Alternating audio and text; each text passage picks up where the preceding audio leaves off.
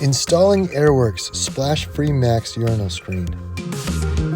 When installing Airworks Splash-Free Max, first flush the urinal. Flushing the urinal serves two purposes. It rinses any existing urinal screen, and it provides moisture that aids in proper installation. Next, dispose of any existing urinal screen.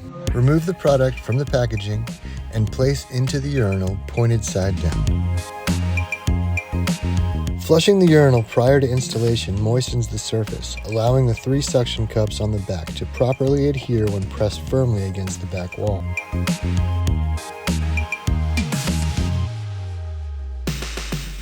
Your urinal is now ready for use.